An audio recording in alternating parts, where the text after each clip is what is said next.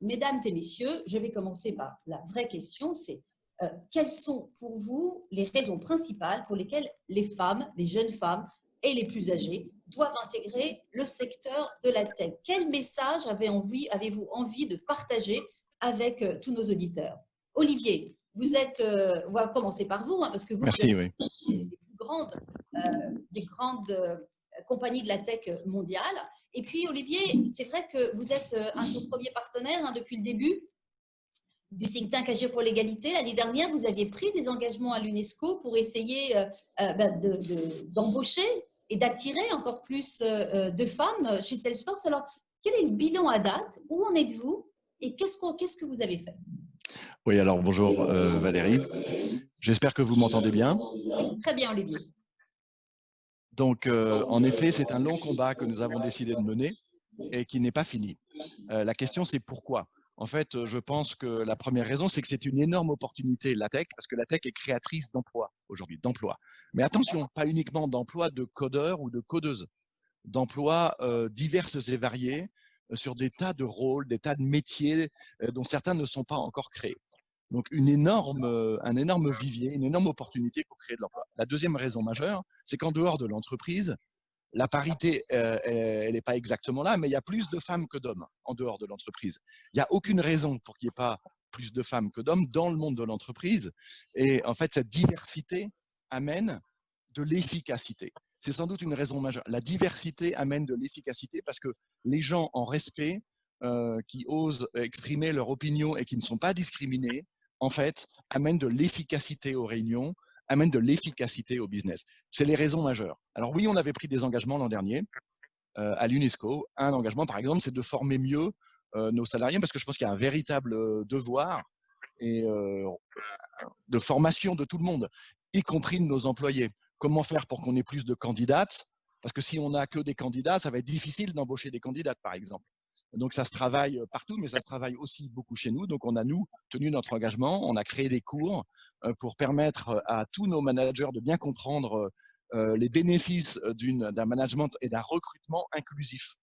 Chez nous, je vous donne un autre exemple. Il y a un Chief Equality Officer. C'est quelqu'un qui s'occupe, il est le responsable de la montée en puissance de l'égalité dans notre société. Et on vient de le nommer Chief Recruiter Officer en même temps. C'est-à-dire qu'il concilie maintenant les deux fonctions. Vous voyez, tellement c'est important parce qu'on crée des jobs et il est à la fois Chief Equality Officer et Chief Recruiter Officer. Et on a aussi promis de suivre, parce que si je n'arrive pas à suivre en tant que directeur général ce qui se passe dans mon organisation tous les mois, toutes les semaines, tous les mois, tous les trimestres, on a donc des tableaux de bord très simples à utiliser. Ça, Olivier, sur les méthodologies, on va les aborder un petit peu plus tard. Mais vous l'avez dit, c'est très important. Hein, les femmes, elles doivent rentrer dans la tech parce qu'il y a plein de métiers. Et deuxièmement, elles doivent aussi rentrer dans la tech parce que pour vous, c'est plus d'efficacité, plus de productivité. Ben voilà. Et aujourd'hui, c'est 33% chez moi, mais l'année prochaine, ça devra être 35, 37. On va monter vers 50 et j'espère qu'on va arriver à 52 en fait. Eh ben, très bien, on le souhaite. On refera un petit point d'ailleurs l'année prochaine avec vous. Isabelle, alors Isabelle, vous êtes une femme de la tech. Est-ce que vous pourriez d'ailleurs me rappeler votre parcours rapidement? Comment est-ce que vous êtes arrivée à diriger un secteur comme celui-ci chez Sanofi? Oui, bonjour à tous. Bonjour Valérie, bonjour à tous. Alors, mon parcours n'est pas un parcours de démarrage dans la tech, puisque moi, j'ai une formation commerciale, stratégie. J'ai fait HEC, j'ai un executive MBA HEC. Et en fait, je suis rentrée dans la tech par l'usage. C'est-à-dire, je suis absolument passionnée par la santé. C'est la raison pour laquelle j'ai rejoint l'industrie pharmaceutique dès le début de ma carrière. Et en fait, très rapidement, je me suis rendu compte que les nouvelles technologies allaient pousser en fait la création, le développement de la santé du futur. Et en fait, c'est comme cela, dans ma carrière, que petit à petit, je me suis intéressée au sujet du digital, au sujet des nouvelles technologies d'une façon plus globale, mais toujours par l'usage. Et ça, je pense que on en a un petit peu parlé, Valérie, je pense que ça, c'est une façon aussi d'attirer les jeunes femmes, ou moins jeunes d'ailleurs, sur ces sujets des nouvelles technologies. En tout cas, sur le sujet de la santé. C'est comme le disait Olivier. En fait, c'est important parce que la santé, c'est un sujet qui nous touche tous. On a parlé ensemble, Isabelle d'ailleurs, de l'intelligence artificielle hein, qui demain va façonner le monde. C'est important pour vous qu'il y ait des femmes à vos côtés qui participent à l'élaboration.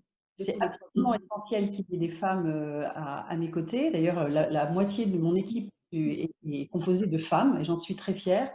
Et elles sont essentielles parce qu'effectivement, en particulier sur le sujet du développement des nouvelles technologies en santé, l'impact est tellement fort, le sujet de la donnée et des data est tellement important, le sujet de la complexité des algorithmes est tellement important. Vous avez lancé le mot d'intelligence artificielle tout à l'heure, mais en fait, si les femmes s'impliquent sur ces sujets de développement de solutions impliquant de l'intelligence artificielle, on a beaucoup plus de chances d'avoir en fait des solutions qui vont s'appliquer réellement en apportant de la valeur pour le patient d'abord, quel que soit d'ailleurs son sexe, hein, et pour l'écosystème.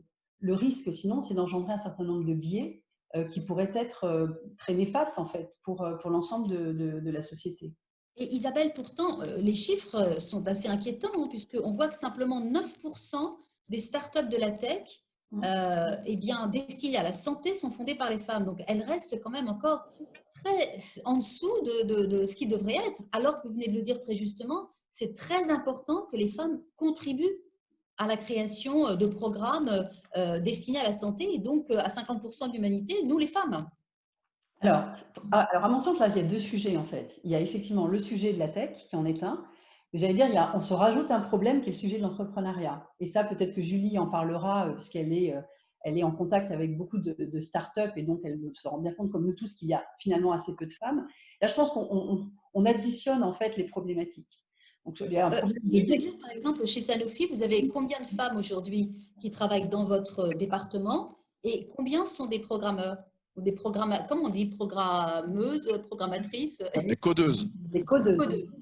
Alors en fait, j'ai la moitié des femmes de mon équipe, la moitié pardon, de mon équipe sont des femmes, et j'ai à la fois des ingénieurs qui travaillent donc sur des sujets de code, mais j'ai aussi des femmes qui sont spécialisées sur le sujet du design, qui est aussi un élément extrêmement important lorsqu'on développe des solutions en santé, qui se concentrent sur les sujets, d'autres qui se concentrent sur les sujets ce qu'on appelle user experience, hein, l'usage, et d'autres sur customer experience, aussi extrêmement important.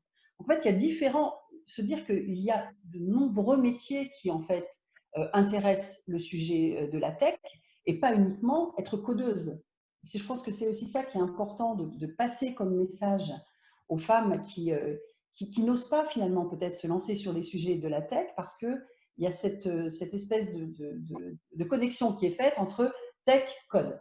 Alors qu'en fait, il y a beaucoup Oui, Isabelle, moi, ce que j'aimerais, c'est qu'on essaie de comprendre aujourd'hui les trois points. C'est-à-dire que oui, Olivier l'a dit tout à l'heure, vous l'avez rappelé, c'est vrai que les femmes doivent aller dans la tech parce qu'il y a énormément de diversité de parcours qui peuvent y accéder, diversité de métiers. Deuxième élément, mais pourquoi aussi elles ne seraient pas des codeuses? Je l'ai dit au démarrage de cette conférence. Au départ, les femmes étaient des codeuses. Donc, pourquoi est-ce qu'elles ne sont pas des codeuses aujourd'hui? Et troisièmement, pourquoi est-ce qu'elles sont moins des entrepreneuses? Moi, j'aimerais vraiment qu'on essaie de répondre à ces trois questions. Alors, on vient de parler de la santé, donc je vais rester un petit peu sur cette question aussi de la santé avec vous, David. Vous êtes directeur des systèmes d'information et membre du COMEX d'AXA France. Et vous, justement, vous avez fait en 2019 un appel à candidature pour identifier et accompagner les 10 meilleures startups féminines, Femtech au monde. Alors, quel est le bilan de cette opération? Et même question pour vous, quel est le message que vous avez envie de lancer? Pourquoi les femmes doivent-elles intégrer la tech et dans des secteurs comme le vôtre aussi chez AXA? Oui, je vais commencer par le bilan et revenir sur le pourquoi on a fait cette opération. Ça remonte en fait à 5 ans en arrière, 2000-2015. Chez AXA, on a rédigé un rapport avec tout un tas de parties prenantes qui s'appelait She for Shield, Shield au sens la protection, donc la femme protectrice, et c'est en miroir d'ailleurs à notre métier d'assureur protecteur. Et en fait, dans ce rapport, on a formaliser quelque chose que tous on sait, c'est que malgré le fait que mondialement les femmes tiennent dans tous les pays du monde un rôle très important de protection, voilà, de leur environnement, eh bien elles sont profondément discriminées, comme ça vient d'ailleurs d'être dit, en matière d'entrepreneuriat et en matière de santé. Donc ça, c'est un peu notre point de départ. Et donc, on a mené tout un tas d'initiatives pour essayer de lutter contre ces discriminations. Et la dernière initiative, effectivement, date de 2019, où on a lancé à l'édition 2019 du Women's Forum un programme d'accélération qu'on a appelé Femtech, qui en fait consiste tout simplement à faire un appel à candidature des meilleurs projets de start-up dans le domaine de la santé menés par des femmes et à les soutenir. Et on vient donc là de retenir, après donc la revue détaillée de 170 candidatures, 10 start-up, 10 étoiles montantes menées par des femmes qui sont dans le domaine de la santé. Alors, il y en a une, je vais en citer deux qui sont emblématiques. L'une qui s'appelle Physimed, et vous aurez d'ailleurs tout à l'heure sa directrice générale, je crois, dans l'un des ateliers, qui s'appelle Emeline Haas, qui est ancienne sportive de haut niveau et chercheuse en microbiologie et qui a monté une boîte formidable dans le domaine de la récupération des femmes postnatales qui vous le savez, est un sujet majeur. Un deuxième exemple, on est présent au Nigeria et donc on soutient donc une plateforme nigériane qui est dédiée aux femmes, dédiée à la santé et à l'éducation des enfants pour les femmes. Donc voilà où on en est. Et à nouveau, pourquoi est-ce qu'on mène ça? Bien parce qu'il y a une énorme discrimination. Maintenant, en tant qu'employeur, ça c'est plutôt en tant que soutien pour l'écosystème, en tant qu'employeur, pour faire résonner à ce qui a été dit par vous tous déjà, finalement, pourquoi est-ce qu'on s'intéresse à ce sujet? On s'intéresse à ce sujet et il est fondamental pour nous, à la fois parce que, on l'a tous vécu, dès lors qu'il y a de la diversité dans une équipe, il y a une ambiance qui est différente, voilà, qui est tout simplement plus sympa. Voilà. Et ce n'est pas simplement une affaire de sympathie, ça a été dit, je crois, tout à l'heure par Olivier, c'est une affaire de performance. C'est-à-dire que la diversité, ce n'est pas une faveur, c'est vraiment une affaire de performance.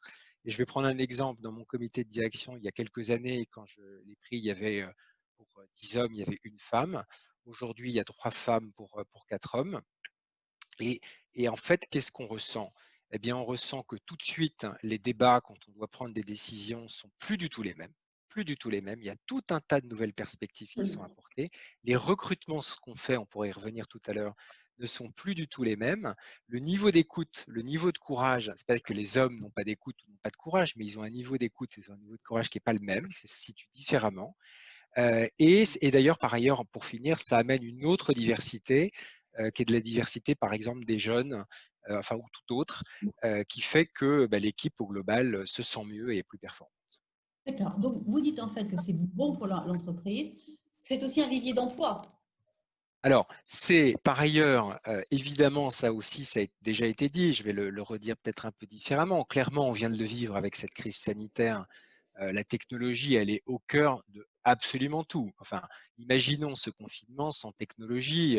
Déjà que ça a été compliqué, là, ça aurait été une catastrophe. Donc, quelque part, la technologie n'a pas du tout sauvé le monde, loin de là, mais elle a été extrêmement importante pour faire en sorte que ça se passe mieux. Et d'ailleurs, ce think tank à distance le montre également. Et donc, les métiers de la technologie, déjà aujourd'hui et demain encore plus, vont devenir absolument centraux. Et donc, c'est absolument fondamental que les femmes ne se privent pas de cette opportunité absolument magnifique. Et là aussi, comme ça a été dit déjà, à la fois dans les métiers du code, parce que moi je suis absolument convaincu que voilà, il y a des belles positions et on commence à en avoir de codeuses très seniors qui sont en capacité de faire des choses absolument magnifiques, vraiment dans le cœur du cœur, la partie très technique, mais aussi dans tout un tas de métiers qui sont tout aussi nobles, qui participent de la technologie, comme l'UX qui a été cité par Isabelle tout à l'heure. Merci beaucoup. Alors, Meret, vous êtes donc Chief Digital and Customer Experience à la BPCE, donc dans la finance, et vous avez créé cette Digital Ladies Analyze donc association. Alors, même question pour vous. Qu'est-ce que vous avez envie de transmettre comme message? Pourquoi les femmes doivent-elles intégrer ce secteur? On a évoqué l'emploi, on a évoqué l'intelligence artificielle. Quel est votre message à vous, Meret? Le premier message, pourquoi il faut des femmes, c'est que tout simplement, il n'y en a pas assez.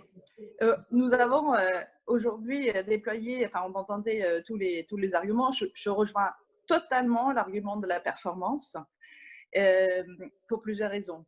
D'une part, nous savons aujourd'hui que dans le secteur de la tech, il y a une pénurie énorme de talents. Hein. C'est globalement, que ce soit dans une entreprise de service ou comme la finance d'ailleurs, ou n'importe quel service, il y a une recherche, y compris au sein des startups d'ailleurs, il y a une recherche de codeurs. Alors, je reviendrai sur le terme tout à l'heure, mais sur lequel il y a aujourd'hui des grandes difficultés à trouver les talents, parce que ça dépend, ça appelle à des compétences bien spécifiques. Le coding, ce n'est pas un terme générique. Enfin, il y a plein de langages différents, il y a plein de technologies différentes. Donc, il y a une pénurie de talents de manière générale. On dit d'ailleurs que d'ici 2022, il manque 200 000 en France de talents dans ce secteur. Et de surcroît, il y a une pénurie de femmes et les entreprises nous disent d'ailleurs qu'ils ont des difficultés à les trouver. Hein. Les entreprises ne sont pas forcément opposées, et bien au contraire de les embaucher. Néanmoins, on a cette difficulté à les trouver.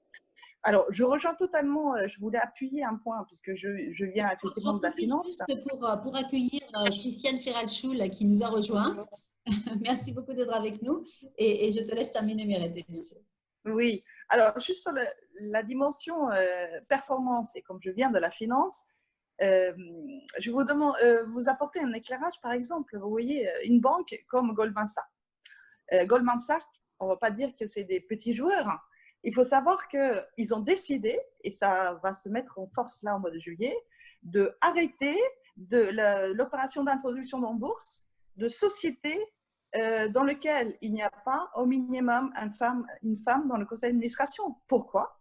Parce que Goldman Sachs a observé, de manière très sérieuse, hein, on est très sérieux dans la finance, hein, que ces entreprises-là sont plus performantes, tout simplement. Alors, c'est aussi pour cette raison que je me suis engagée il y a 2 ans, hein, aussi au-delà de mon métier et de l'exemplarité que je peux déployer en la matière de la diversité dans ces métiers. J'ai créé donc l'association Digital Ladies Analyze il y a bientôt 2 ans, avec 200 experts du numérique en France, hein, des femmes et des hommes, j'insiste là-dessus. Bien sûr, on se positionne en do tank de synergie d'action de l'ensemble de l'écosystème qui agit en faveur de la diversité et du fait d'accroître le nombre de femmes dans la tech. Alors, à titre personnel, puisque c'est quand même intéressant, je suis informaticienne. J'utilise ce terme-là. Et je voudrais apporter quand même une précision sur le mot de codage. Je n'ai rien contre ça. Voilà. Codeur, codeuse, programmeur, programmeuse. Ce qu'il faut bien comprendre, que quand on fait ce métier-là, ce que j'ai fait, puisque j'ai beaucoup travaillé dans le domaine de l'informatique dans les années 90, le métier de codeur n'est pas juste d'être derrière son écran et programmer des lignes de langage informatique, quel que soit le langage d'ailleurs. C'est bien un travail d'analyse, c'est bien un travail de compréhension, c'est bien un travail d'innovation. Donc, je pense que souvent, en fait, quand on ne connaît pas précisément ce secteur, on imagine que coder, c'est tout simplement de traduire quelque chose en ligne de code de ce que quelqu'un d'autre a décidé. Ce n'est pas aussi simple que ça et c'est beaucoup plus riche que ça. Mais vous avez raison, Mérété. D'ailleurs, c'est vrai que ça fait partie des éléments qu'on a tous évoqués avec Isabelle, avec Olivier. C'est que, en fait, quand on parle du codage, c'est beaucoup d'analyse, c'est beaucoup de psychologie. Et il ne faut pas réduire ça à un côté simplement analyse mathématique. Et les femmes ont tous leur place dans ces sujets-là. Je vais, avant de donner la parole à Julie qui va… Mais aussi dans l'analyse mathématique. Hein. Absolument. Absolument. On sait que les filles sont très bonnes en mathématiques. Et donc, il n'y a pas de raison qu'elles n'utilisent pas leurs compétences et leurs connaissances en mathématiques. Hein. C'est ce que je disais. Oui, très bien de présenter les opportunités métiers, mais oui aussi très bien de dire aux femmes, allez-y dans les métiers de la tech. Et ce qui est important, c'est de leur dire qu'il y a de l'emploi. Vous m'avez dit aussi, Mérété, quelque chose d'important. Vous m'avez dit, mais attendez, c'est aussi des métiers qui payent bien. Et que c'est important aussi pour l'autonomie des femmes. Oui, c'est bien ça qu'il faut faire comprendre aux jeunes filles aujourd'hui. Ce qu'il faut savoir, c'est que, bon, comme je ne suis pas norvégienne, je me suis jamais… comme je ne suis pas française, mais norvégienne, je viens d'une culture, je dirais, interdisciplinaire. C'est-à-dire que, personnellement, moi, j'ai une formation, je suis informaticienne et historienne. Je ne m'étais absolument pas posé la question, il y a plus de 30 ans maintenant, de l'avoir à choisir. Et d'ailleurs, quand je commençais à travailler en France, je me présentais comme quelqu'un d'expert dans le domaine d'interface entre l'humain et la machine. C'était beaucoup trop tôt, personne ne comprenait rien, donc j'ai fini par parler uniquement du côté informatique et gommer l'aspect historienne de mon CV. Mais ça, c'est une autre affaire. Alors, pourquoi j'ai décidé, d'abord c'est par goût évidemment à l'origine, mais j'ai aussi, parce que j'aurais pu choisir entre les deux domaines finalement, j'avais une double formation. Tout simplement, pour moi, et je pense que c'est le message important à passer, c'est aussi l'indépendance. Travailler dans la tech, comme c'est un secteur extrêmement porteur où les métiers sont très bien payés, y compris les métiers de débutants, c'est aussi le choix de l'indépendance. L'indépendance financière et aussi la liberté justement de pouvoir choisir l'entreprise et le métier qui nous convient. Eh ben, merci beaucoup pour ce témoignage. Alors, Christiane, merci aussi de nous avoir rejoints. Juste quelques mots. Vous êtes présidente du Conseil national du barreau, vous êtes ancien bâtonnier de Paris et vous êtes aussi une spécialiste de la tech. Vous êtes à la tête d'une profession qui est très féminine, mais pourtant, là encore, quand on parle des legal tech, qui pourtant sont aussi l'avenir et qui sont aussi un secteur d'avenir, eh bien, les femmes sont aussi très peu présentes. Alors, moi, j'aimerais avoir votre témoignage sur les deux choses. Vous êtes une avocate, je crois que vous avez été élue Best of the Best des avocats sur la tech, donc en France, vous êtes la seule. Comment est-ce que vous êtes rentrée dans ce domaine-là et qu'est-ce que vous avez envie de transmettre aux avocates, aux jeunes avocates et aux moins jeunes, parce qu'on l'a dit tout à l'heure, la reconversion, on en parlera d'ailleurs tout à l'heure, est importante pour se lancer aussi dans le domaine des legal tech. Bonjour à toutes et à tous. Alors, vous posez une question extrêmement intéressante. Je pense que d'abord, il est important d'être en mode d'ouverture, de curiosité. La curiosité est un élément clé et d'explorer des sentiers, c'est évidemment la voie ouverte. Donc, je pense qu'en termes de formation, il faudrait déjà former à cette curiosité-là. Ce qui est important, c'est d'acquérir des raisonnements et surtout, ensuite, de ne pas s'enfermer dans une voie particulière. Alors, vous parliez de mon expérience propre. Moi, j'ai appris deux choses lorsque j'étais stagiaire. C'est que ce qui pouvait faire la différence et qui pouvait distinguer un avocat d'un autre avocat, c'était la spécialité. Et c'était également, bon, bien sûr, la rigueur, bon, enfin, la capacité ensuite à bien gérer quelle que soit la spécialité. Alors, je ne dis pas qu'on n'a pas besoin de généralistes, je dis simplement que la spécialité ouvre des champs d'investigation. Donc, ensuite, moi, j'ai eu la chance d'arriver à un moment où l'informatique commençait. Donc, c'était la confrontation des technologies au droit ou la confrontation du droit aux technologies, comme on voudra, mais il n'y avait pas de cours, il n'y avait pas de master spécialisé à l'époque. Donc, c'est d'un coup cette possibilité de confrontation et donc de curiosité. Et ensuite, les choses se sont enchaînées pour créer la spécialité et créer l'intérêt. Moi, ce que je constate aujourd'hui, c'est que nous n'avons pas, alors qu'il y a un immense besoin de droit, il n'y a pas d'avocats dans des domaines aussi importants que ceux de la cybersécurité, où les chefs d'entreprise, les chefs d'institutions, les patrons sont confrontés à une masse de textes au plan européen, au plan national, et que nous sommes au cœur de la compliance. Et sur ce terrain-là, eh bien, je considère que les avocats n'occupent pas toute la place. Donc, je ne sais pas si ça répond à votre question, mais vous voyez qu'avec la curiosité, avec une rigueur de raisonnement et avec aussi de l'audace, parce que je vous disais, il y a deux règles, il y a la curiosité et il y a l'exploration.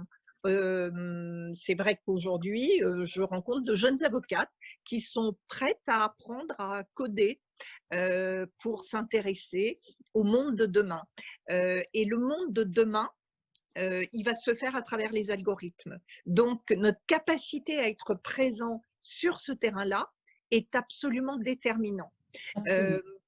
Et on est capable d'avoir des doubles cursus, des cursus dans le domaine du numérique et dans le domaine du droit. Et tout ça se marie très bien et donne, avec curiosité et audace, un formidable challenge Et pour je pense que ce que vous venez de dire, Christiane, est très important parce que c'est un peu ce qu'a dit aussi Isabelle, hein, Mérette. Vous avez tous dit, on peut avoir des doubles cursus. C'est-à-dire que la tech, c'est pas simplement s'enfermer parce que parfois, les jeunes femmes disent « Ah non, mais moi, je n'ai pas envie d'aller dans ce monde-là parce que je n'ai pas envie de m'enfermer dans un seul domaine. » Et au contraire, il y a des ouvertures et qui permettent de pouvoir concilier différentes sections. Alors, Julie, vous êtes à la tête, hein, vous êtes directrice générale de Vivatech. On sait qu'il y a quelques années, à Vivatech, il y avait eu un manque de femmes. Certains disaient qu'il n'y en avait pas eu assez, qu'il n'y avait pas suffisamment de femmes qui intervenaient, qu'on avait besoin de rôle modèle. Et pourtant, vous avez réussi, en très peu de temps, à un petit peu inverser la tendance et à faire en sorte qu'il y ait plus de femmes qui interviennent sur les scènes de Vivatech.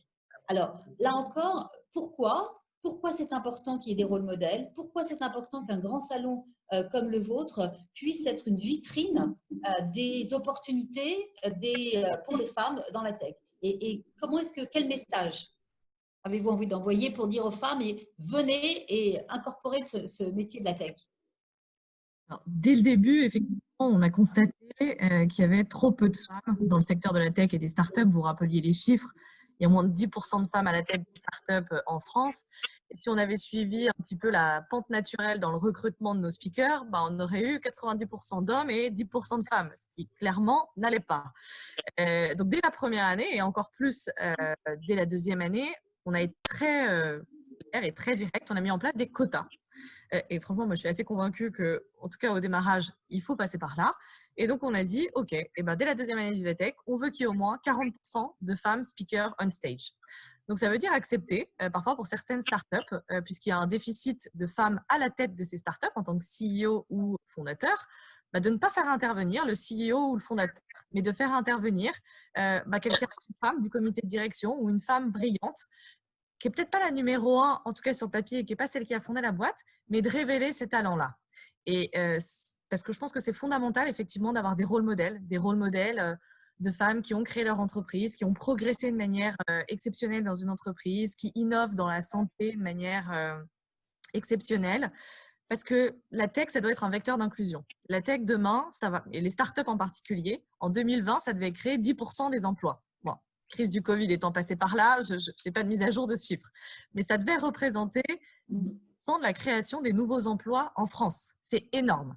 Et si ces 10% de nouveaux emplois sont créés seulement pour des hommes, comme c'est une tendance qui va s'accélérer, on a un gros problème d'inclusion des femmes dans la société au sens large. Parce que c'est aussi par ces métiers-là, par ces startups-là, qu'on est en train de créer et d'inventer le monde de demain, dont on ne peut certainement pas exclure les femmes, ni en tant que créatrices, mais ni en tant qu'utilisatrices aussi. Parce que c'est aussi en travaillant dans la tech qu'on développe son usage, son intérêt, sa curiosité, on en parlait, des nouveaux produits, des nouveaux services digitaux et qui ont énormément de valeur ajoutée pour l'éducation, pour avec des open classrooms, pour la santé avec des Doctolib, pour la communication avec des Zoom & Co. Si les femmes ne franchissent pas le cap d'utiliser ces outils-là, il y aura un vrai enjeu d'éclatement un petit peu de cette société. Et ça, je pense que c'est très dangereux. Et on a aussi besoin que les femmes soient à la tête de la conception du design dans la tech. Isabelle l'évoquait tout à l'heure. Parce qu'on a vu certains écueils, on a vu certains échecs.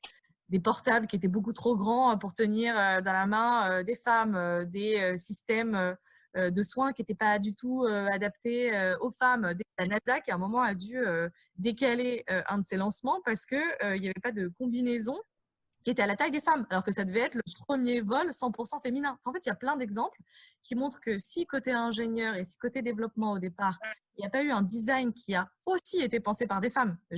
Moi, je pense qu'il faut qu'il y ait la double vision, masculine et féminine, et que c'est comme ça qu'on arrivera à être performant, comme ça qu'on arrivera à inclure les femmes. Et encore une fois, quelqu'un l'a rappelé tout à l'heure, les métiers dans la tech et les métiers en particulier dans les startups, non seulement il y a beaucoup d'opportunités, mais ils sont très variés. Il n'y a pas que des métiers de développeurs. Aujourd'hui, les pénuries de talents dans les startups, le premier métier en pénurie, c'est le métier de commercial. Ce n'est pas le métier de développeur. Et c'est ça que recherchent avant tout les startups pour accélérer leur développement. Donc, plein d'opportunités pour les femmes dans la tech et c'est un enjeu de société qu'elles s'en saisissent. Écoutez, merci beaucoup, Julie. Donc, pour résumer, si j'ai bien compris, oui, on a besoin des femmes dans la tech. Elles doivent intégrer la tech parce que c'est un facteur de performance pour toutes les entreprises et pour l'économie, parce qu'on a besoin d'elles pour le design thinking et pour essayer d'avoir une construction qui soit, comme vous l'a dit Isabelle ou David tout à l'heure, qui réponde aussi donc à la manière de voir des femmes, et il faut qu'elles intègrent, et parce que aussi, comme vous l'avez dit, Mérette, c'est important parce que ce sont des métiers aussi qui sont rémunérateurs et passionnants. Olivier l'a dit aussi, on en a besoin. Et vous, Julie, vous dites qu'il faut qu'elle participe à la création du monde de demain. Donc, c'est important. Et quant à vous, Christiane, il faut cette curiosité qui permettra d'avoir la spécificité qui permettra de répondre aux emplois de demain et à la demande. Donc, j'espère que le message est passé. Les femmes doivent, elles n'ont pas le choix, intégrer. Mais maintenant, on va essayer ensemble de voir comment.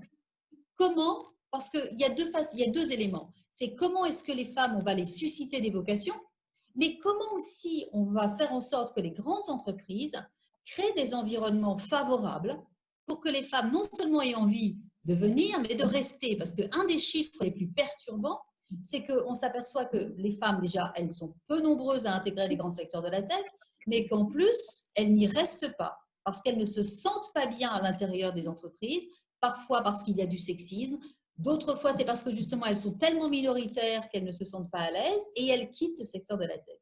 Donc maintenant avec vous, parce que dans chacune de vos entreprises, vous avez tous agi, et c'est pour ça d'ailleurs que vous êtes avec nous, c'est parce que vous faites partie de cette coalition d'acteurs du changement, et on va essayer donc j'aimerais que vous partagiez avec nous ce que vous avez fait concrètement. Donc Olivier, vous êtes la société de la tech, comment est-ce que concrètement vous avez fait et vous faites pour maintenant attirer ces femmes et susciter des vocations? Je vais essayer de présenter avec vous en effet des initiatives qui ont marché et qui nous permettent d'attirer plus de femmes et de les garder, parce que les deux sont importants, les attirer, les garder, en créant un environnement propice à leur développement et à leur équilibre entre la vie perso et la vie professionnelle. Alors pour les attirer, par exemple, on a fait rédiger toutes nos offres d'emploi par des femmes. Eh ben, je vous invite à faire ça dans toutes les sociétés. Demandez à un homme de rédiger une offre d'emploi sur un poste et à une femme, vous verrez que les mots ne sont pas les mêmes. Et tout d'un coup, vous allez avoir plus de candidates femmes que de candidats hommes qui va répondre. C'est un truc comme ça, c'est assez facile à faire. C'est quelque chose que vous faites, Isabelle, David, la rédaction justement. En fait, la patronne du recrutement est une femme, donc effectivement, c'est ce qu'on fait. Ouais. Je ne sais pas si c'est elle, j'espère que c'est elle donc, qui regarde ça. Il y a beaucoup de femmes aussi, oui, qui travaillent. D'accord, ok. Alors, premier point, c'est important. Deuxième point. Oui. Deuxième. Oh, excusez-moi. La parole après, allez-y. Deuxième point, comme le disait David tout à l'heure, c'est pas mal quand le comité de direction vous imposez 50% hommes, 50% femmes, parce que c'est un exemple quand même. Moi, j'ai pris cette décision il y a 5 ans et je vous garantis que depuis, les choses avancent dans le bon sens. Ça ne veut pas dire qu'on a gagné le combat, mais c'est quelque chose que chaque dirigeant doit être en mesure de prendre dans son équipe. Il n'y a aucune raison de ne pas commencer par là, parce que les gens regardent d'abord vers le haut, bien entendu. Troisièmement, un tableau de bord transparent, accessible à tous sur où vous en êtes par rapport à vos indicateurs de mesure sur le nombre de femmes dans l'entreprise. Et ça, c'est quelque chose que je recommande, parce que ensuite, l'association nous a parlé Mérette tout à l'heure. Vous pouvez la créer en interne. Et on a créé ça chez nous. C'est une association qu'on appelle Women Network. Il y a des hommes et il y a des femmes dans cette association. C'est une association qui fait vivre en fait dans l'entreprise le développement des femmes. Et c'est des hommes qui travaillent là-dessus avec des femmes. Une grosse initiative qu'elle a prise, par exemple, ils ont créé un cours sur le développement de soi, de la confiance en soi quand on est une femme, parce qu'on s'aperçoit que les femmes auraient plutôt tendance à moins se survendre que les hommes, pour simplifier. Et on aide les femmes à apprendre à avoir confiance en elles pour mieux se vendre dans l'entreprise. Et on a plus de 150 femmes qui ont participé à ce programme, et ça a une super conséquence, c'est que ça avance. C'est un environnement dans lequel les femmes se sentent bien, se sentent reconnues, se sentent respectées et peuvent avancer. Voilà les premières propositions que je voulais partager avec vous, Valérie. Merci beaucoup, Olivier. Voilà, on est dans le concret, c'est ça qui est important. Isabelle aussi, vous êtes dans le concret chez Sanofi. Hein. Je sais que vous faites beaucoup pour essayer d'attirer les femmes dans votre secteur d'activité, dans la santé, c'est essentiel. Est-ce que vous pourriez partager avec nous quelques propositions fortes que vous avez mises en place? Alors, tout d'abord, c'est vrai que Sanofi est très engagé à cette parité homme-femme dans les métiers de nos métiers, donc métiers de la santé en général, et j'allais dire en particulier dans la tech. Donc très concrètement, ce que l'on fait, c'est, je ne veux pas répéter ce qu'a dit Olivier, mais le sujet du recrutement est un sujet clé, bien évidemment. Déjà, c'est attirer les femmes. Donc, si les personnes qui sont en charge du recrutement chez Sanofi sont souvent des femmes, ce que je voulais rajouter, c'est que les managers prennent part aussi très fort à l'écriture en fait des job desks. Et donc, ça, c'est important parce qu'effectivement, la tonalité, non seulement les mots, mais la tonalité n'est probablement pas la même lorsque les femmes y participent.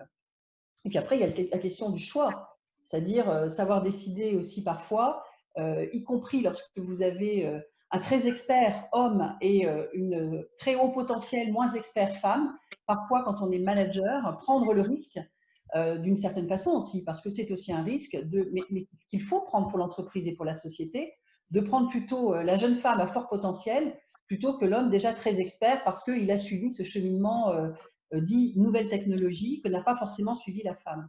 Donc ça, je pense que c'est une responsabilité du leadership des entreprises, des leaders de l'entreprise, de faire ses choix. Donc, en fait, vous dites qu'il faut un leadership aussi qui ait une prise de conscience de l'importance de la parité. De l'importance de la parité, surtout de l'exécution de cette mise en place de la parité. Ça, je pense que c'est extrêmement important. Comment aussi attirer les femmes? Je pense que c'est au-delà, ça va peut-être pas clair, mais je pense en tout cas sur nos sujets, et c'est mon expérience, c'est au-delà de la tech elle-même, c'est le sens que l'on va donner à l'usage que l'on va faire de la tech. Et chez nous, en santé, c'est quelque chose d'extrêmement important. J'ai beaucoup plus de mal à attirer une jeune femme en lui disant « Viens faire de la tech dans mon centre d'innovation » que si je lui dis « Viens, on va aller développer des solutions pour diagnostiquer les patients atteints de maladies rares qui souvent ont une errance diagnostique très longue et la technologie va nous y aider », j'ai plus de chances de les attirer avec mon deuxième message plutôt qu'avec le premier.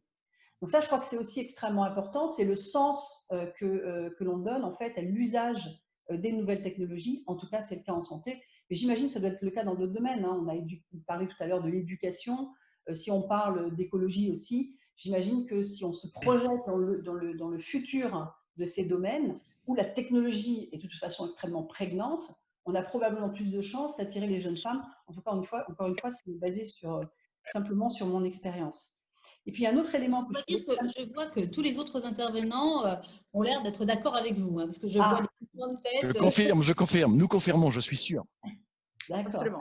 Et l'autre élément, c'est que je trouve que pour les femmes, il y a cette projection aussi dans l'avenir pour elles-mêmes, c'est-à-dire que, on l'a dit tout à l'heure, je ne sais plus qui l'a dit, mais il y a des métiers qu'on ne connaît pas encore, qui existeront dans 10, 20, 30 ans. Et donc, en fait, c'est se projeter, se dire, ce que tu fais aujourd'hui, tu feras encore autre chose demain.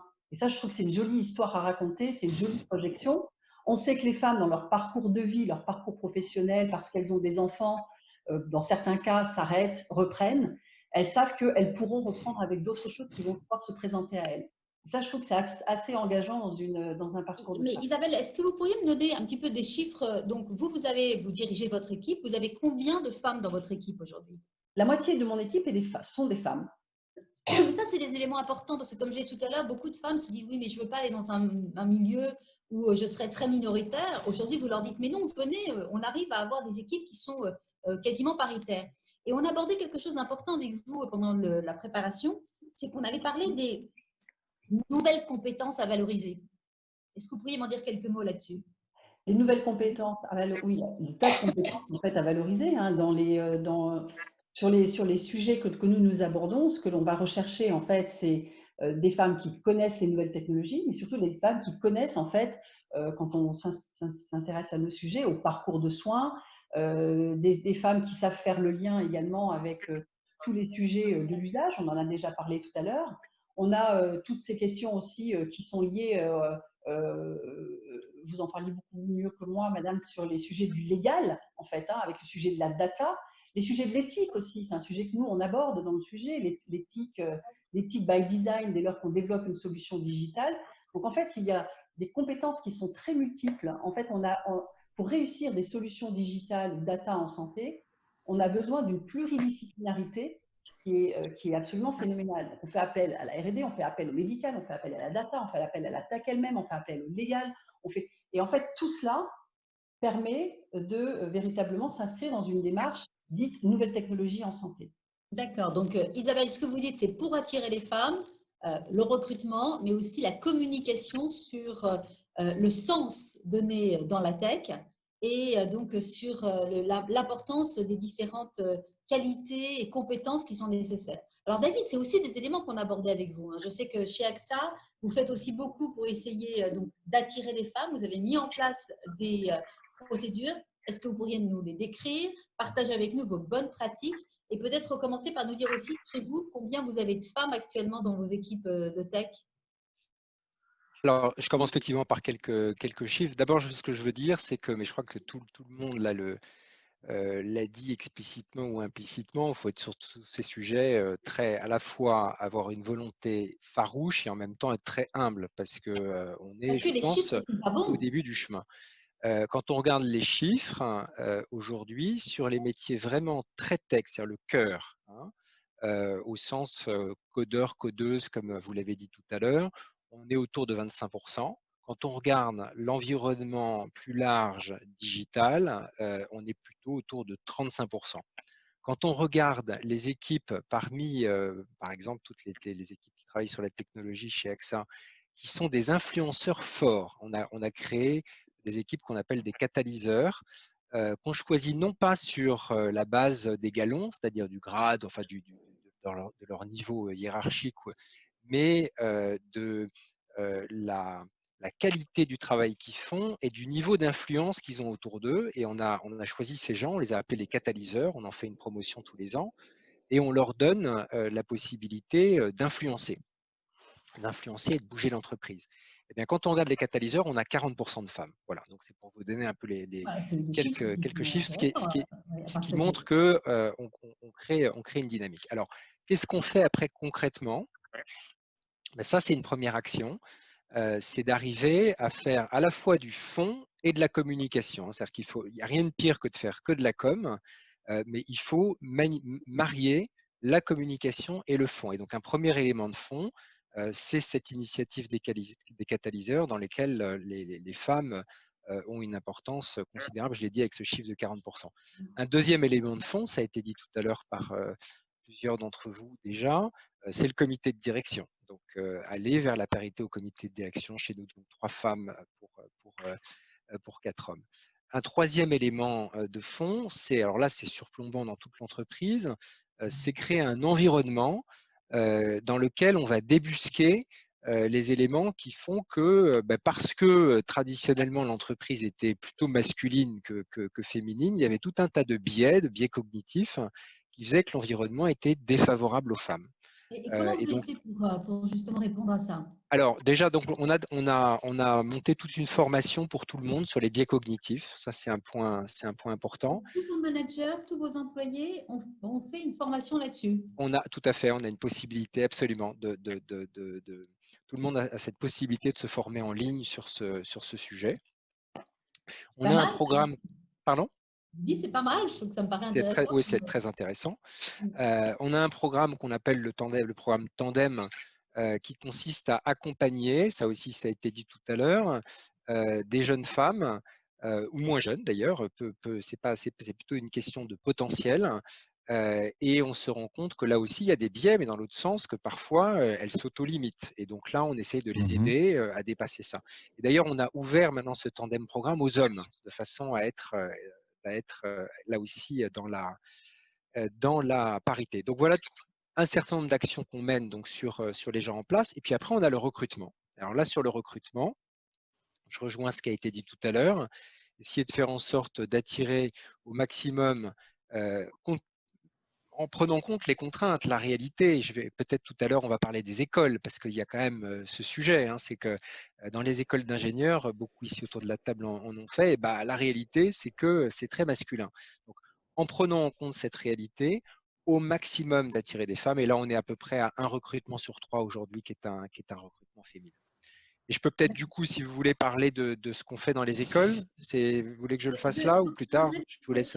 Juste après, faire un tour de table là-dessus parce que ça me paraît très important. Mais là, je vais peut-être… Mérette, vous écoutez tout ça, vous écoutez toutes ces mesures.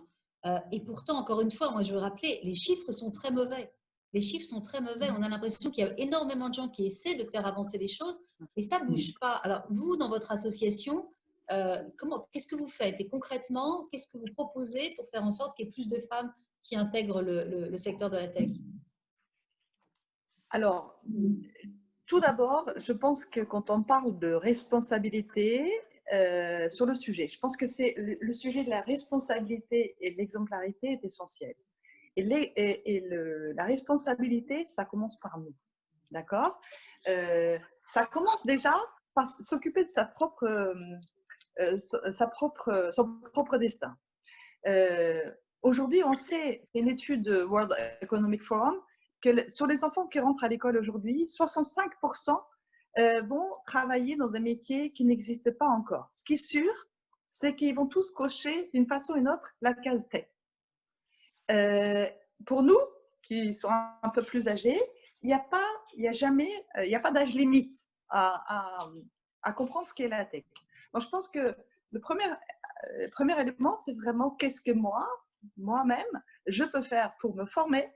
Je suis pas du tout, on n'est pas du tout une informaticienne ou une technicienne au départ. Il y a tellement pléthore de formations en ligne, des webinars pour, entre guillemets, se déniaiser, parce que c'est ça, il faut être à l'aise avec les concepts. Donc, ne serait-ce que suivre un petit cours de coding simple en ligne pour comprendre, quand on parle de l'algorithme, comprendre de quoi il s'agit. Suivre une formation d'intelligence artificielle aussi pour les débutants, c'est très important pour ne pas se sentir complètement déphasé par rapport à ce qui se passe aujourd'hui et qui est essentiel. En plus, on a cette chance, et Isabelle, tu l'as rappelé, on va de plus en plus vers l'interdisciplinarité, pluridisciplinarité. La vie n'est pas linéaire, c'est très bien, et je pense qu'on a tous été rappelés ces derniers temps à quel point la vie n'est pas linéaire, il faut savoir s'adapter en toutes circonstances. Mais Donc, je crois que ces messages qui sont très forts, hein, c'est oui, il faut de la curiosité, il faut se déniaiser, il ne faut pas avoir peur. La vie n'est pas linéaire, on en parlait avec Christiane Ferralschul, les métiers n'existent pas. Moi, j'aimerais juste partager avec vous d'ailleurs une expérience, hein, puisque moi, ma fille est ingénieure, elle est spécialiste de l'IA, et elle me disait que quelque part, l'une des raisons pour lesquelles les femmes, elle n'arrivait pas à embaucher de femmes, c'est que les femmes voulaient absolument postuler à des postes quand elles maîtrisaient 100% des compétences. Et que dans la tech, on ne peut pas maîtriser 100% des compétences parce que la tech évolue quotidiennement, tous les jours, quelque chose de nouveau. Donc, il ne faut pas avoir peur de se lancer, de postuler à des postes en disant qu'on progressera sur le terrain. Et avoir confiance en soi, aider les femmes à avoir plus confiance en elles. Et de se dire que c'est légitime, même si on ne maîtrise pas 100%, pour pouvoir avancer. Ouais. Et je pense que voilà, je voulais partager avec vous aussi ce puisqu'elle a 27 ans et c'est ce qu'elle ressent quand elle dit « non, mais moi je veux embaucher des jeunes filles ». Elle me dit « oui, mais je ne suis pas sûre de connaître 100% ce concept-là, etc. » Donc peut-être qu'il faut dire aussi aux jeunes filles « allez-y, n'ayez pas peur, vous apprendrez sur le terrain ». Christiane, c'est ce qu'on disait hier, il ne faut pas avoir peur de l'inconnu, il n'y a pas un point A et un point B, et la tech et l'innovation en font partie. Voilà. Et donc, c'est justement cette notion, d'ailleurs, tu le dis bien, parce qu'il y a attirer les femmes dans la tech et dans les entreprises, de savoir les promouvoir. Et là aussi, quand on a une position de manager ou de leader dans une grande entreprise, ou une moins grande entreprise d'ailleurs, peu importe, nous avons là, il y a ce deuxième cliquet de la responsabilité individuelle et l'exemplarité individuelle, c'est que nous portons tous, qu'on soit homme ou femme d'ailleurs, cette responsabilité d'accompagner, ça on le sait, hein, ça doit être dans l'ADN du manager, d'accompagner l'évolution professionnelle et l'évolution et développement de compétences de nos collaborateurs et de nos collaboratrices. Donc, ça veut dire aussi peut-être être un peu plus attentif, bien être câblé là-dessus pour, quand on nomme quelqu'un, quand on a un projet stratégique sur lequel on doit mettre en visibilité une personne, bon, moi, plusieurs fois, j'ai été confrontée à cette situation où j'ai proposé ceci à une femme dans mes équipes. Souvent, j'ai entendu la personne me dire, bah oui, mais tu crois que je peux faire ça?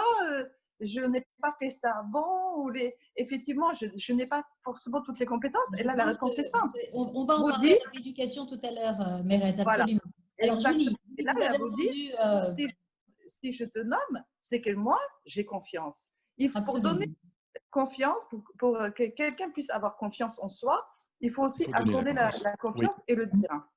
Très oui. bien, Voilà. merci beaucoup, Mérette. Juste 3 mots peut-être sur Juste l'association. terminer, parce que nous avons malheureusement plus beaucoup de temps. Donc, Ah il oui. y a encore une question pour chacun d'entre vous. Oui, pardon. Julie, quelle est votre réaction à tout ça? Vous avez parlé de rôle modèle. J'aurais bien aimé aussi que vous puissiez nous dire quelque chose sur la création d'entreprises par les femmes. Comment est-ce qu'on fait pour encourager les femmes à créer des entreprises? Ça, c'est important aussi.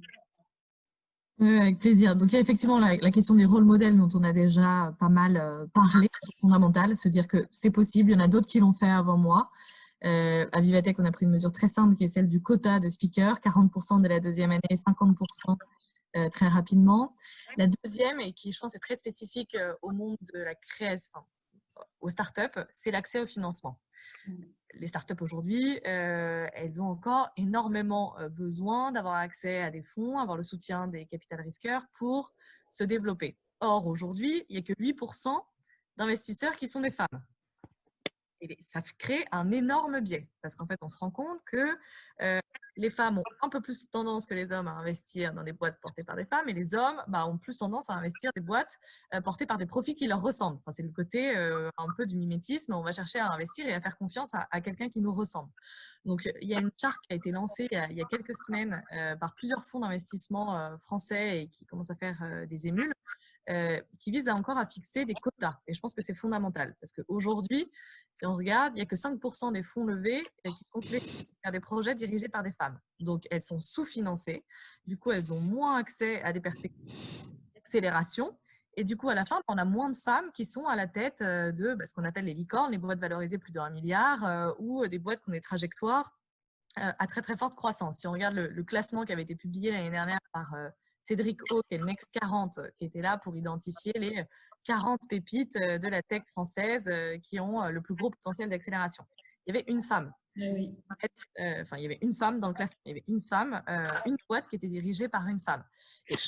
C'est pas qu'il a mal fait son classement, c'est que concrètement, il n'y en a pas assez. Donc, ce sujet du financement et je pense l'imposition, en tout cas les fonds doivent se l'imposer en tout cas à eux-mêmes et la charte là, qui a été signée, c'est arriver à 50% de projets financés pour des femmes à horizon 2050. C'est long, c'est un long chemin et il y a une première étape qui est celle de 25% d'ici 2025, donc qui déjà sera un premier game changer. Donc pour le c'est les quotas et c'est féminiser les équipes de VC. Après, on en a largement parlé, il y a un sujet de formation, donner accès et donner l'envie, donner la curiosité. Et je pense qu'on devrait, franchement, dès le plus jeune âge, comme, je sais pas, on a tous eu des cours de physique, d'éducation civique, faire des trucs qui, à la base, ne nous intéressaient pas forcément, mais qui ont sans doute éveillé des trucs chez nous. Et où après, plus tard, on s'est dit, ah bah tiens, oui, on m'a appris ça quand j'avais 10 ans, c'est possible. Et ben qu'on rende, je sais pas, le cours de code obligatoire pour toutes et tous, que ce soit des cours mixtes dans toutes les écoles primaires. Et après, je pense qu'il y a aussi, mais là c'est plus spécifique, c'est moins spécifique aux startups, mais plus aux grands groupes. Il y avait la loi Copé-Zimmermann qui était rentrée en application, je crois, il y a une dizaine d'années déjà, qui a porté ses fruits. Aujourd'hui, il y a vraiment 40% des conseils d'administration qui sont composés de femmes. Et maintenant, il faut que ça infuse un peu en dessous et que ça infuse niveau opérationnel et que ça ne se limite pas au poste d'administratrice, qu'au comité de direction et à tous les échelons un petit peu de direction d'une entreprise. Il y ait des quotas qui soient mis en place et qui soient… Très bien, écoutez, merci beaucoup. Malheureusement, le temps imparti est encore très court, va être très court. Mais j'ai une dernière question rapide pour chacun d'entre vous. Vous savez qu'au think tank Marie-Claire Agir pour l'égalité, on est dans le concret. Donc, j'aimerais que si vous pouviez partager avec nous une proposition qui vous semble la plus importante pour impacter positivement et inverser la tendance. Donc, quelle est la proposition qui vous semble importante, que vous n'avez pas encore eu l'occasion de présenter et qui, pour vous, pourra impacter et renverser la tendance? Écoutez, on va commencer avec vous, David. Oui, volontiers. On en a parlé déjà 2-3 reprises, c'est l'amont, hein, parce qu'en fait, on lutte contre des stéréotypes qui sont franchement tristes. Voilà. Et donc, il faut, avec beaucoup de conviction, lutter contre ces stéréotypes, et je pense dès le plus jeune âge. Et donc, ça se passe à l'école primaire, au collège. Donc, nous, on a une des initiatives qu'on fait là-dessus, qui s'appelle Numériquel. On va dans les collèges, dans les lycées, rencontrer les collégiennes. On y envoie des collaboratrices, des codeuses notamment, et pas que, pour parler de ces métiers. Voilà, donc je crois que le monde de l'éducation, il faut le dire aussi, hein, en dehors de nous, fait déjà énormément. Tout à l'heure, Julie parlait de cours de code. Maintenant, on fait du code, on fait du Scratch au collège, donc ça, c'est formidable. Il faut que nous, entreprises, on y aille aussi, on envoie nos meilleures collaboratrices pour faire qu'elles soient des ambassadeuses des ambassadeurs, des ambassadeuses de ce sujet et qu'elles donnent envie. Voilà. Merci beaucoup, David. Beaucoup à cœur. Isabelle? Alors, j'aime bien cette idée de l'amont. Je pense qu'effectivement, éveiller les jeunes. Alors là, vous parliez des très jeunes. Je vais parler aussi des un peu moins jeunes, où on travaille beaucoup avec également les universités de pharma, par exemple, avec lesquelles on a des partenariats et on essaie de les mettre dans l'expérience, en fait. C'est au-delà, on va leur parler, mais au-delà d'aller leur parler, on les met également dans l'expérience en travaillant avec eux sur des développements ou des co-développements de solutions. Et donc, on les met à faire, en fait. Et on se dit que c'est aussi une façon d'embarquer, en fait, tous ces jeunes sur ces sujets des nouvelles technologies. Et puis, je reviens sur le sujet du recrutement. Je pense qu'on a une vraie responsabilité. Je crois que Mérette le disait, on a une vraie responsabilité, nous, à recruter. Et puisque nous lidons des structures d'innovation ou de nouvelles technologies, il nous appartient aussi de faire venir ces jeunes et de leur donner l'envie de rester. On en a peu parlé aussi, mais c'est fun de travailler dans la tech. Oui, ah, ben voilà. Donc, oui, non, mais c'est très bien. Mérette a dit c'est très rémunérateur. Vous dites c'est fun. Je trouve que voilà. Voilà. Olivier. Alors, en 20 secondes, 1. Imposer la formation à tout le monde. Pourquoi et comment être un leader inclusif. Très bien. J'ai bien dit imposer. 2. Mettre tous les congés paternité à 12 semaines au minimum. Chez Marie-Claire, on ne peut que vous applaudir. Hein, quand vous et 3, tous travailler avec l'association Social Builder dirigée par Emmanuel Larocque qui vise à promouvoir les femmes dans le numérique. On a parrainé une classe de 200 personnes. Faites-le tous, ça va faire bouger les choses. Voilà les 3 propositions que je souhaitais partager en conclusion, Valérie. Merci beaucoup, Olivier. Christiane, mais bravo. Je vois qu'il y a des gens qui disent bravo, il y a plein de petits commentaires d'ailleurs. Ah, bah c'est gentil.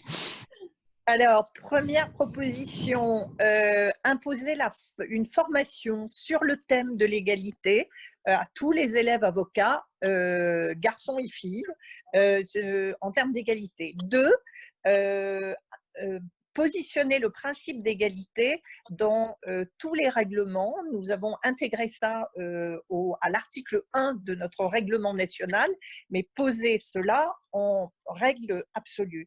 Et 3, on a finalement fait progresser les données personnelles en imposant le privacy by design et le privacy by default. On a parlé du ethic by design tout à l'heure.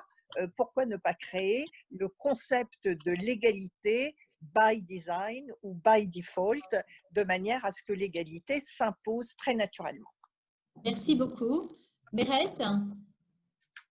C'est très simple. Je m'adresse aux entreprises. Rejoignez les Digital Ladies Analyze et signez le Sweet Pledge, le Scale Women in IT Pledge, que nous avons conçu avec l'école Simplon. Justement, c'est pour que vous puissiez trouver facilement exactement le profil de ces femmes que vous souhaitez recruter en informatique. C'est une solution clé en main qui vous trouve exactement de quoi vous avez besoin, que ce soit dans le data mining, que ce soit dans le cyber security, que ce soit dans le code front-end, peu importe. Prenez contact avec moi et nous allons pouvoir travailler ensemble sur concrètement comment vous pouvez vous engager sur un nombre d'entreprises, de femmes. Nous avons déjà plus de 40 entreprises engagées sur le Sweet Pledge pour un objectif de recruter 1000 femmes en informatique cette année, en 2020. Eh ben, c'est parfait, là au moins c'est du concret. Je voudrais d'ailleurs préciser que nous avons avec nous et qui seront tout à l'heure dans les ateliers des représentants de Sista, hein, qui sont justement une association qui fait un travail remarquable pour le financement des entreprises. Elles seront dans les ateliers et effectivement, elles font un travail remarquable également. Julie, vous avez le mot de la fin. Quel est pour vous l'élément important, la proposition qui va impacter pour renverser la tendance? La première, je suis ravie que ce soit Olivier qui l'ait dite en plus, c'est le congé paternité, obligatoire et allongé. Ça, pour moi, c'est fondamental, en particulier pour les femmes créatrices d'entreprises. Après, les quotas, honnêtement, les quotas, au début, c'est ce qui marche. 40% de femmes dans les comités de direction et dans tous les comités de management. Et travailler, on en parlait un petit peu, mais c'est vrai qu'il faut quand même saluer l'ensemble des associations et de tout ce que font les différents acteurs de l'écosystème pour féminiser le secteur. On a parlé de Sista, il y a l'association effectivement de Meret, il y a ce que fait Marie-Claire, il y a Salesforce qui ont travaillé aussi au quotidien avec Vivatech là-dessus. Honnêtement, on sent que ça bouge, que c'est un sujet qui est de plus en plus pris en main et c'est agréable de voir ça. Julie, on vous donne rendez-vous en tout cas en 2021. On espère que le think tank qualité sera à vos côtés donc pour Vivatech.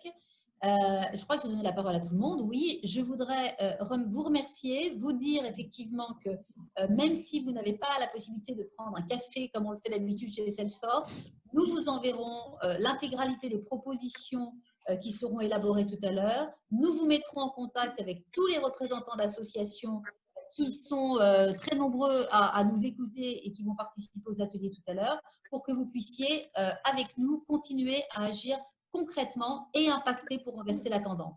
Je vous remercie à tous. Merci pour votre temps. Merci pour vos échanges, votre implication.